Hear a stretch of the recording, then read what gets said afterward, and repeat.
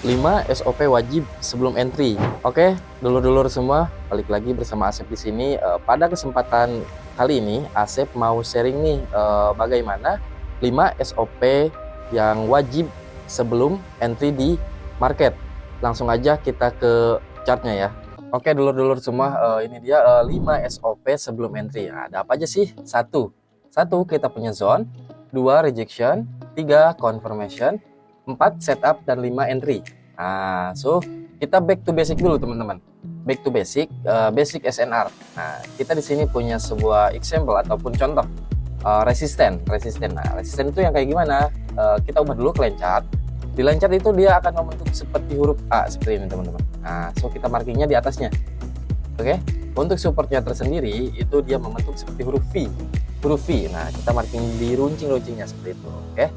So, setelah basic sudah paham, kita langsung ke SNR level. Apa sih SNR level itu? Nah, di sini itu Asep tulis ya.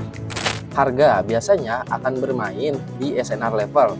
Karena di level tersebut itu terdapat order buy dan sell. Nah, ketika SNR level sudah disentuh berkali-kali, kita harus lebih waspada nih. Walaupun kita punya konfirmasi entry. Nah, semakin banyak tersentuh, semakin lemah SNR-nya. Karena itu kita harus memilih SNR yang belum tersentuh. Nah, oke, di sini Asep punya contoh SNR yang belum tersentuh nih. Nah, udah Asep gambar. So di sini kita punya sebuah resisten. Di bawahnya lagi kita punya second movement. Nah, itu nanti ke materi selanjutnya untuk second movement. So di sini kita punya resisten yang belum tersentuh ya. Nah, yang di bawahnya resisten lagi. Ini sudah tersentuh teman-teman. Nah, tersentuh 1-2 kali. So dia mengambil order yang belum tersentuh ataupun resisten yang belum tersentuh di sini. Itu ini untuk model sell ataupun resisten. Untuk yang kedua kita punya model untuk buy posisi. Oke, so di sini kita punya sebuah movement. Kita di sini punya sebuah support. Nah, ini udah tersentuh ya, dan dia mengejar yang belum tersentuh. Seperti itu. Nah, ini untuk SNR yang belum tersentuh. Oke, yang contoh yang kedua, nah, itu adalah SNR yang sudah tersentuh.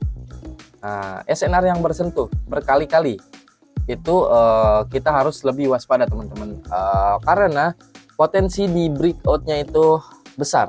Nah, seperti contoh di sini kita punya resisten lagi. Di sini dia udah di touch 2 kali ataupun 3 kali ya. Ketika touch ketiganya dia berhasil di breakout. Seperti itu. Even kita punya konfirmasi, itu kita harus tetap waspada. Ini untuk model sell-nya. Nah, yang kedua itu kita punya model buy teman-teman. Di sini kita punya support. Di sini udah di touch berkali-kali. Nah, untuk touch yang ketiganya itu berhasil di breakout. Seperti itu untuk contoh SNR yang sudah tersentuh. Oke. Jadi gimana sih Sep cara yang benar menggunakan SNR itu?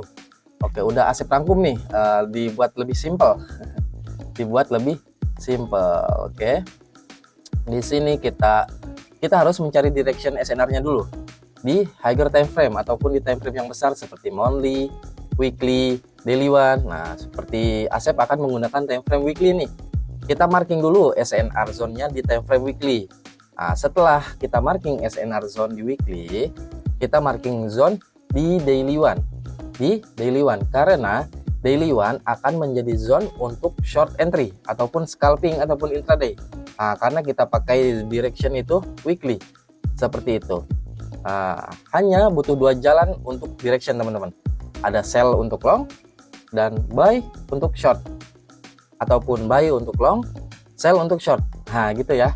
Kalau direction berubah, harga akan membuat konfirmasi entah itu engulfing ataupun market structure gitu.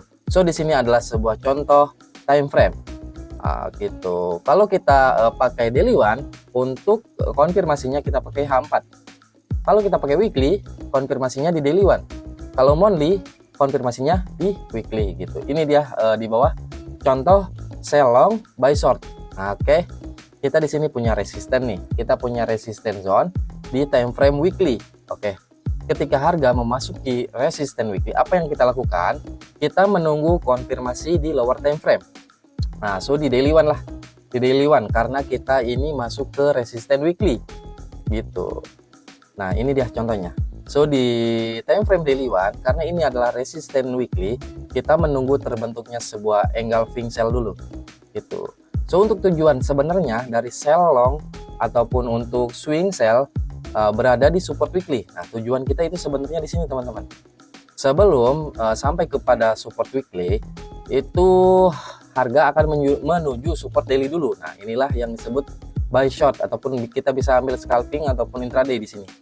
Nah gitu, ini daily, weekly gitu. So ini akan dari weekly, konfirmasi di daily one itu kita sampai ke weekly juga seperti itu. Ini kebalikannya nih, buy long sell short teman-teman gitu. Sama aja sih, sama aja. Kita di sini punya support weekly menunggu konfirmasi di lower time frame gitu. So tujuan sebenarnya dari buy long itu berada di resisten weekly, karena ini kita pakai weekly juga. Itu kita menunggulah dia terbentuk di daily, itu terbentuk bullish engulfing. Nah di zone daily ini kita bisa marking resisten daily untuk untuk sell short ataupun untuk scalping ataupun intraday gitu, karena tujuan kita itu berada di resisten weekly-nya seperti itu teman-teman. Materi SNR itu kita tadi daripada SNR level, basic SNR, zone, rejection, confirmation, juga setup dan entry, itu sampai di sini dulu. Nanti kita sambung ke second movement, cara entry menggunakan SNR dan second movement. Oke, kalau rasa video ini bermanfaat buat teman-teman, jangan lupa di like dulu nih, di like, di subscribe, juga di komen di bawah ya. Oke, wassalamualaikum warahmatullahi wabarakatuh.